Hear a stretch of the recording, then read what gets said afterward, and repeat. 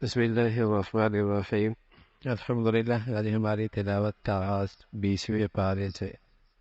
اس کے آغاز میں اللہ کے توحید کے دلائل، زمین و آسمان کا پیدا کرنے والی ذات آسمان سے بارش بھیجتی ہے، زمین میں بہار آ جاتی ہے، باغات کھیتیاں کھلکھلانے لگتے لہلہانے لگتے ہیں۔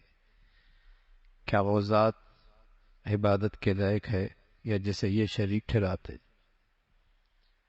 وہی ذات ہے جس نے زمین کو بچھونا بنایا، پہاڑ بیچ میں گاڑ دیے، راستے دکھا دیے، راستے بنا دیے۔ وہی تو ہے مضطر آدمی کی دعا سننے والا، جب اضطراری کیفیت میں خلوص کے ساتھ اللہ سے مانگتا ہے، اللہ اس کی دعا ضرور قبول کرتے ہیں۔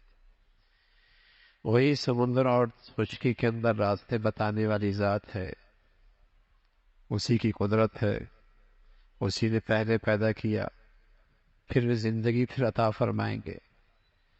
کفار کے یہاں ایک بڑا عقیدہ غلط تھا، مرنے کے بعد زندگی کوئی نہیں، ہڈیاں ہو گئی، مسیدہ ہو گئی، مٹی ہو گئی، کیسے زندہ ہو؟ حالانکہ نبی صلی اللہ علیہ وسلم کو حوصلہ تسلی دی گئی، مجرموں کا انجام چل پھر کے دیکھو کیسا ہوا، پیغمبروں کی دعوت کو جٹلانے والوں کا انجام کیسا ہوا۔ قیامت آنے والی ہے، قیامت برحق ہے، ہر شخص میدان میں آئے گا، معاشر کے میدان میں جماعتوں میں لوگ تقسیم ہو جائیں گے۔ نیکی والے امن میں ہوں گے، اطمینان سے ہوں گے، اور نافرمانی کرنے والے جہنم کے گڑھے میں ہوں گے۔ قرآن ہدایت کی کتاب ہے، جو چاہے اس سے ہدایت حاصل کرے، نہیں کرے گا تو گاٹا اس کا اپنا ہی ہے۔ سورہ قصص ہے، اس پوری صورت میں حضرت موسیٰ علیہ السلام کا تذکرہ، فرعون کے ساتھ جو معاملہ ہوا تفصیل سے ذکر ہے۔ مصر کا حکمران تھا فرعون، اور ہمیشہ سامراجی قوتوں کی طرح کہ تقسیم کرو اور حکومت کرو، تقسیم کرو اور حکومت کرو، تقسیم کرو اور اقتدار بچاؤ۔ اس نے بھی مصر کے عوام کو تقسیم کر رکھا تھا تاکہ عوامی طاقت مجتمع ہو کر ظالم حکمرانوں کے لیے کوئی خطرہ نہ بنے۔ ہمیشہ سامراجی طاقتیں دنیا بھر کی وہ تقسیم کے فلسفے پہ چلتی ہیں، تقسیم در تقسیم در تقسیم، تاکہ ان کو ان کی طاقت، ان کے ظلم چلتا رہے، ان کا غن چلتا رہے۔ اور اس نے بھی ایسے ہی کیا، مصر کو تقسیم کر رکھا تھا عوام میں، اور وہاں کی سب سے بڑی اقلیت تھی بنی اسرائیل کی، اور اس نے خاص طور پہ انہیں ظلم اور ستم کا نشانہ بنایا ہوا تھا۔ لیکن اللہ رب العزت نے اس کمزور قوم کو اٹھانے کا فیصلہ فرمایا تھا۔ وہ ظالم ایسا تھا کہ اس قوم کا کوئی بچہ پیدا ہوتا تو اسے قتل کر دیتا تھا، اس خیال سے کوئی بچہ جوان ہوگا تو میری حکومت اور اقتدار کے لیے خطرہ بنے گا۔ نہ جانے کتنے بچے اس نے ایسے ہی قتل کیے۔ لیکن فرعون نے اس زمانے کے اندر نادانی کی، قتل کر کے بدنام ہوا۔ آج کا کوئی نظام لے کے آیا تھا کہ ذہنیت ہی بدل دو، سوچ ہی بدل دو، فکر ہی بدل دو، دماغوں پہ حکومت کر لو، اس لیے کہ غلام قوم کے اندر ہمت اور حوصلہ اور عظیمت کے جذبے ختم ہو جاتے۔ جو قومیں غلام ہو جایا کرتی اور مرعوب ہو جایا کرتی ہیں، جو ذہنی اور فکری طور پہ غیروں کی سے مرعوب ہوتی ہیں، وہ قومیں کبھی آزادی کے لیے نہیں کھڑا ہوا کرتی۔ وہ تو کہتی ہے بس جتنا پانی مل جائے، روٹی مل جائے، بس گزارا چلاؤ میاں، گزارا چلاؤ۔ تو اس زمانے کے پاس، اس فرعون کے پاس یہ نظام نہیں تھا، اس نے بچے کو قتل کر دیا، ورنہ آج کا نظام چلاتا تو کامیاب ہوتا، بدنام بھی نہ ہوتا، بدنام بھی نہ ہوتا، اور لوگوں کی ذہنیت ہی بدل دی۔ اب وہ پہنتے ہیں جو وہ کہتے ہیں، وہ کھاتے ہیں جو وہ کہتے ہیں، وہ سوچتے ہیں جو وہ کہتے ہیں۔ ذہنیت ایسی بدلی ہے کہ بس وہی صحیح جو وہ کہتے ہیں، یہاں تک کہ اب تو دین اور مذہب کے بارے میں جو سوچ وہاں سے آتی ہے وہی صحیح۔ گوگل کیا کہتا ہے؟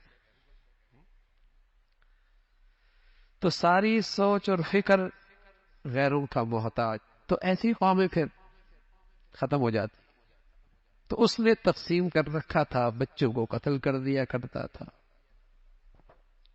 اس کے پاس تعلیم کا وہ نصاب نہیں تھا جو ذہن بدل دیتا، اس کے پاس وہ نظام تعلیم نہیں تھا جس سے فکر بدل جاتی۔ جسم آزاد ہونا کوئی بڑی بات نہیں ہوتی، اصل ہوتا دماغ آزاد ہونا، ذہنیت آزاد ہونا۔ اس لیے کہ صرف میرے جسم آزاد ہوئی اور دماغ آزاد نہ ہوا تو آزاد خطے میں رہ کر بھی ساری دولت اپنی آقاؤں کو دے گا، تعلیم کے نام پر، علاج کے نام پر، سیاحت کے نام پر ساری صلاحیتیں اپنے آقاؤں کو دے گا۔ تو آج دیکھو نا، اسلامی دنیا کا ہنر بھی وہاں جا رہا ہے، صلاحیتیں بھی وہیں جا رہی ہے، دولت بھی وہیں جا رہا ہے، سب کچھ تو وہیں جا رہا ہے۔ ذہنیت ہی بدل دی۔ تو اس کے پاس وہ نصاب نہیں تھا، اس نے مارنا شروع کر دیا، بچوں کو قتل کرنا شروع کر دیا۔ لیکن منصوبے، تدبیریں، اسباب، وسائل سب دھرے کے دھرے رہ جاتے ہیں جب اللہ رب العزت کچھ اور چاہ لے، جب اللہ کریم کچھ اور چاہ لے۔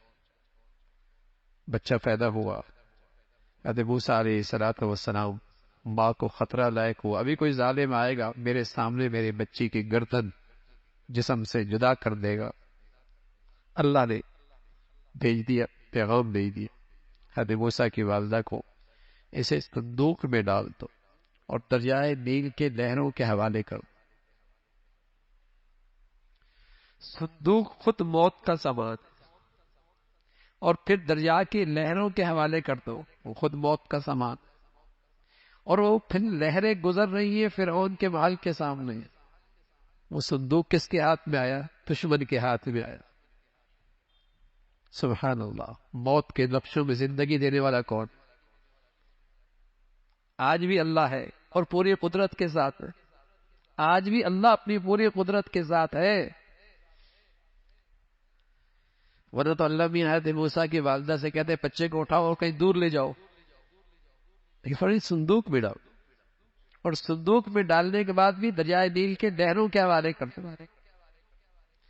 لہریں بھی کہیں دور لے جاتی، گئی تو کہاں؟ دشمن کے ہاتھ، فرعون کے ہاتھ۔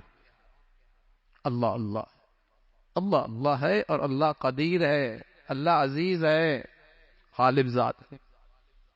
اللہ ہمیں اپنی ذات پہ یقین نصیب فرما دے، اپنی صفات پہ یقین نصیب فرما دے۔ تو جب بچہ ماں نے صندوق میں ڈالا تو ماں کا کلیجہ باہر آتا ہے، پتہ نہیں اب کیا ہوگا میرے بچے کے ساتھ، کیا ہوگا میرے بچے کے ساتھ۔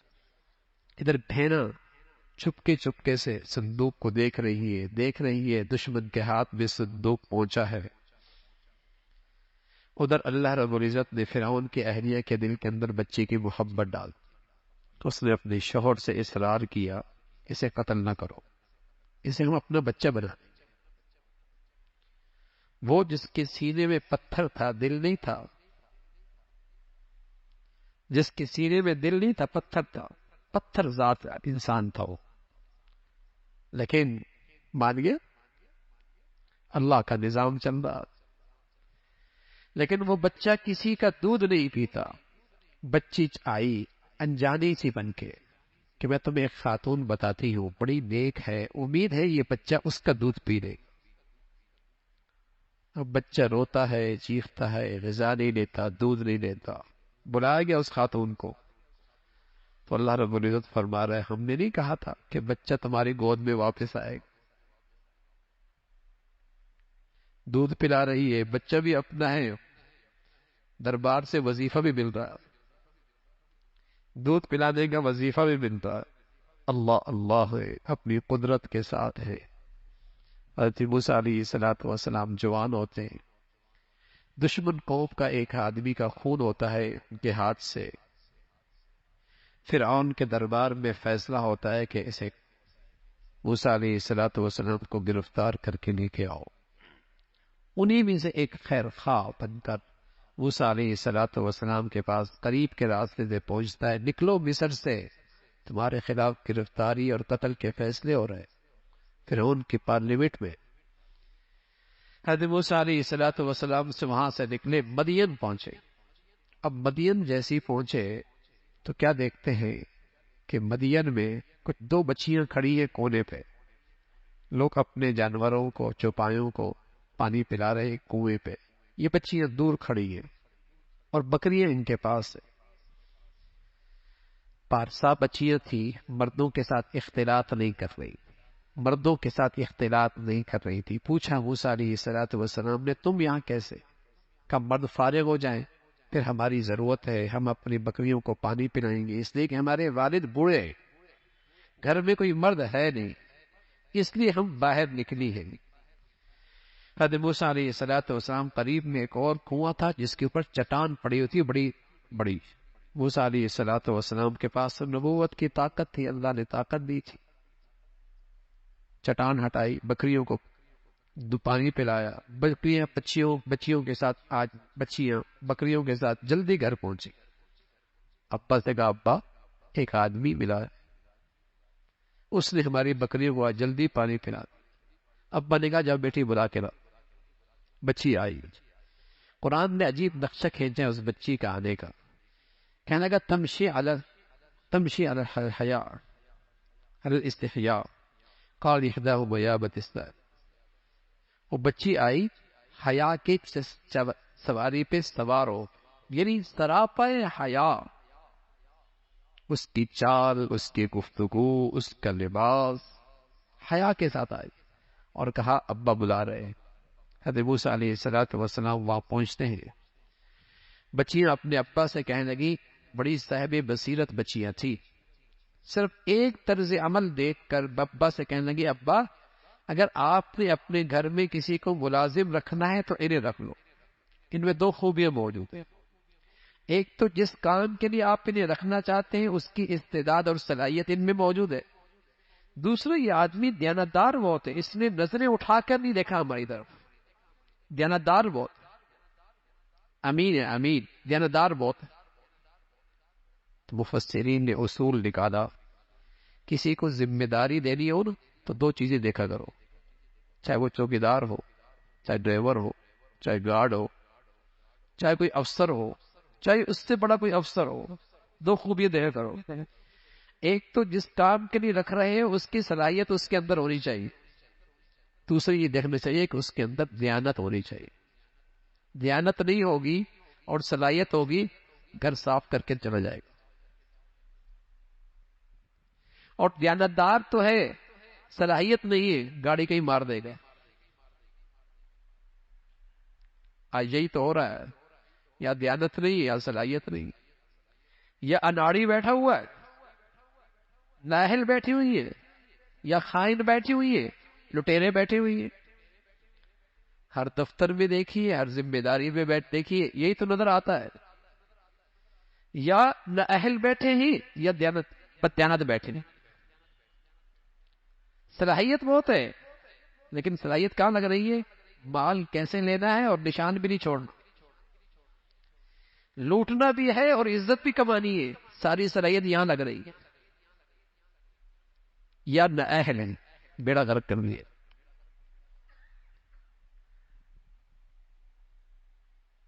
لیکن اب ایسا کوئی ادارہ بھی تو نہیں بنتا جہاں اہلیت بھی پیدا کی جائے اور دیانت بھی پیدا کی جائے، اب تو سارے تعلیمی ادارے اس پر ہوتے کہ یہ پیسہ کیسے کمانا ہے، شارٹ کٹ راستہ، وہاں تو دیانت پیدا ہی نہیں کی جاتی، انسانیت کی کوئی خانہ ہی وہاں نہیں ہے، تو پھر ایسا ہی ہوگا۔ تو قرآن تو ہماری زندگی کی رہنمائی کرتا ہے بھائی، دیانتدار بھی تھا، ابا نے رکھ لیا، طے ہو گیا، اللہ کی شان، پھر اپنی بیٹی سے نکاح بھی کر دیا۔ موسیٰ علیہ السلام مدین سے پھر مصر جا رہے ہیں اپنی اہلیہ کو ساتھ لے کر، اب راستے میں نبوت ملتی، اور وہ منظر نبوت کا سارا منظر ہے قرآن کی آیت کے اندر، کس طریقے سے اللہ رب العزت نے معجزے دیے، اور پھر آپ نے فرمایا کہ فرعون کے پاس جاؤ، بڑا سرکش ہے وہ اور اس کا لشکر، اسے مرنے کے بعد کی زندگی پہ یقین نہیں، اس لیے بڑی سرکشی کر رہا ہے اور بڑا ظلم مچا رکھا ہے۔ اللہ نے پھر موسیٰ علیہ السلام کی قوم کو تورات کی شکل میں کتاب دی، طور پر بلایا اور وہاں آسمانی کتاب دی اور قوم کا تذکرہ فرمایا۔ پھر اللہ نے اپنے نبی کے سے فرمایا کہ ہدایت تو اللہ کے ہاتھ، ہدایت کو اللہ کے ہاتھ میں ہے۔ ہاں، آپ کا کام دعوت دینا ہے، ہدایت کی طرف رہنمائی کرنا ہے۔ جو اپنے طلب پیدا کرے گا اور ہدایت پہ چلنا چاہے گا، اللہ اسے توفیق نصیب فرما دیں گے۔ فرمایا دنیا کے اندر ہم کچھ لوگوں کو بدلہ نیکی دنیا دے دیتے ہیں، لیکن اصل انعام آخرت میں ہے۔ جو نیکی کی زندگی اختیار کریں گے وہ کامیاب ہو جائیں گے، اور جو نیکی کی زندگی سے محروم ہوں گے وہ خسارے میں ہوں گے۔ اللہ کی قدرت کا تذکرہ فرمایا۔ اللہ کی قدرت نہیں دیکھتے؟ رات ہے، بتائیے نا، اگر اللہ ہمیشہ رات ہی چھوڑ دے کون دن لانے والا ہے؟ اور اللہ دن ہی کو بڑھا دے کون رات لانے والا ہے؟ رات اور دن کا نظام تو اللہ لے کے آتے اور صدیوں سے لا رہے ہیں، نظام خالقی کوئی نہیں آتا، وہی اللہ کی ذات ہے۔ اور پھر ایک اور بڑا سرکش اور متکبر قارون کا تذکرہ ہے، جسے جو اپنی دولت کی وجہ سے گھمنڈ میں مبتلا تھا، مغرور ہو چکا تھا، تکبر میں مبتلا تھا۔ حضرت موسیٰ علیہ السلام نے اسے سمجھایا کہ اللہ کی دی ہوئی نعمتوں میں اللہ کو یاد رکھو، اللہ کے بندوں کے ساتھ حسن سلوک کرو۔ تو کہنے لگا یہ سب میرا ہنر ہے اور میری کمال ہے اور میری ذہانت ہے اور میری صلاحیت ہے، میں اس میں سے کیوں خرچ کروں؟ نافرمان اور فرما بردار میں یہی فرق ہے۔ فرما بردار پر اللہ کی نعمتیں ہوں تو وہ اللہ کا شکر گزار احسان شناس بنتا ہے، نافرمان کے پاس اللہ کے انعامات ہوں تو وہ احسان فراموش بنتا، وہ احسان فراموش بنتا ہے، اس کے اندر سے ظلم بڑھتا۔ تو یہ قارون جب اپنی شاہانہ ٹھاٹ باٹ کے ساتھ ایک مرتبہ باہر نکلتا ہے، سواری شاندار، لباس بڑھیا، آگے نوکر چاکر، تو جو لوگ دنیا کی محبت میں ڈوبے ہوئے تھے اور دنیا پرستی ان کے اندر رچی بسی ہوئی تھی، جن کے ہاں کامیابی کا معیار ہی دنیا تھی، اسے دیکھ کر کہنے لگے اوہو کیا نصیب اچھے ہیں اس کے۔ جیسے آج ہم لوگ بھی کہتے ہیں ہاں کتنی قسمت اچھی ہوئی ہے، کیا اس کی شہرت ہے اور کیا نام ہے اور کیا ٹھاٹ ہے اس کی۔ تو جب دنیا پرستی اندر رچی بسی ہو تو جس کے پاس دنیا دیکھتے ہم کہتے ہیں بڑا نصیب والا ہے، بڑا خوش قسمت ہے۔ تو وہ اپنی ٹھاٹ باٹ کے ساتھ جب باہر نکلا تو کچھ لوگوں نے رال ٹپکنے لگا اور کہنے لگے بڑا نصیب والا ہے، کاش کہ یہ سب کچھ ہمارے پاس بھی ہوتا۔ جنہیں اللہ رب العزت نے آسمانی علم عطا فرمایا تھا اور دل کی آنکھیں نصیب فرما دی تھی، انہوں نے کہا ویلکم، تف ہے تم پہ، کس پہ رش کر رہے ہو؟ رش کرنا ہے تو ان لوگوں پہ کرو جن کی زندگیاں اللہ کی فرما برداری پہ گزرے، جن کی زندگیوں میں اللہ کی اطاعت ہے، اللہ کے حکموں کی تعمیل ہے، ان پہ رش کرو۔ روئے زمین پہ وہ خوش نصیب لوگ ہیں جن کی زندگیاں گناہوں سے پاک، وہ خوش نصیب ہیں، ان پہ رش کرو۔ اس کا تذکرہ فرمایا۔ پھر فرعون قارون اپنے خزانے کے ساتھ زمین پہ دھنستا چلا گیا، اس کا پورا محل اور اس میں جتنا خزانہ تھا، خزانہ بھی ایسا معمولی نہیں تھا، بہت بڑا سرمایہ دار، اس کے خزانوں کی صرف چابیوں کے لیے ایک بڑی جماعت درکار، صرف چابیوں کے لیے لَتَنُوءُ بِالْعُصْبَةِ وَالْقُوَّةِ۔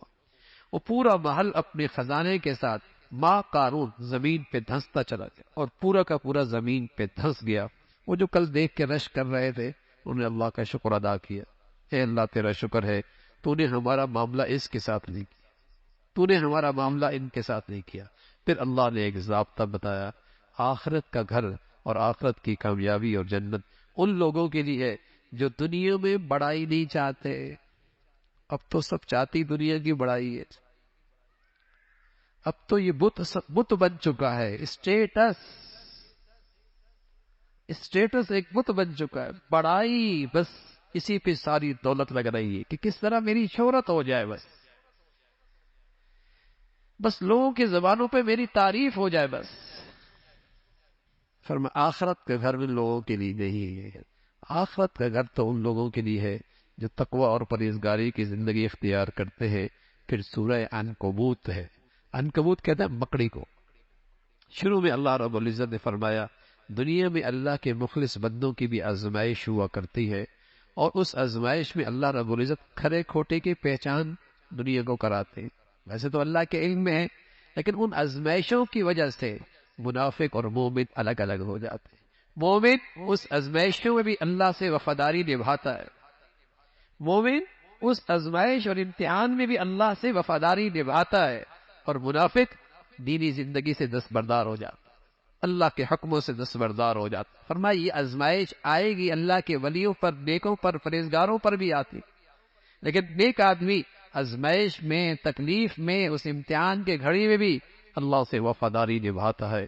پھر حضرات انبیاء کا تذکرہ فرمایا جو بڑی بڑی آزمائشوں سے گزرے ہیں۔ حضرت نوح 950 سال تک اپنی قوم کی زیادتیاں اور اپنی قوم کی ناانصافیاں برداشت کرتے رہے، اور اپنی قوم کی طرف سے آنے والی سختیوں کو خندہ پیشانی سے قبول کیا اور برداشت کیا، لیکن اللہ کی وفاداری میں فرق نہیں آیا۔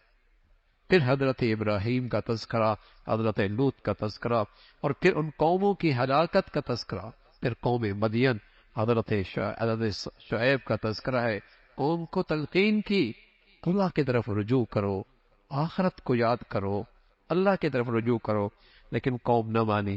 پھر اللہ نے فرمایا عاد ہے، سمود ہے، قوم لوط ہے، فرعون ہے، قارون ہے، حامان ہے، ہم نے انہیں پھر پکڑا، اور پکڑا کیوں؟ فَكُلًّا أَخَذْنَا بِذَنبِهِ، سب کو پکڑا ہم نے ان کے گناہوں کی وجہ سے۔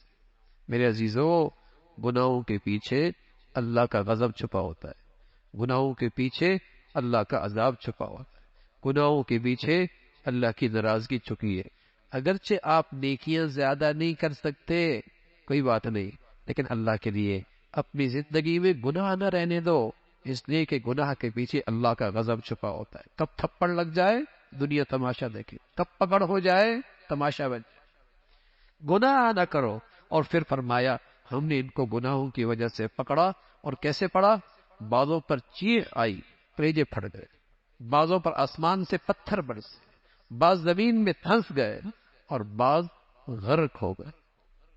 جن کی وہ پرستش کر رہے تھے ان کی مثال تو مکڑی کے جالے کی سی ہے، ان کے معبود اتنے کمزور ہیں۔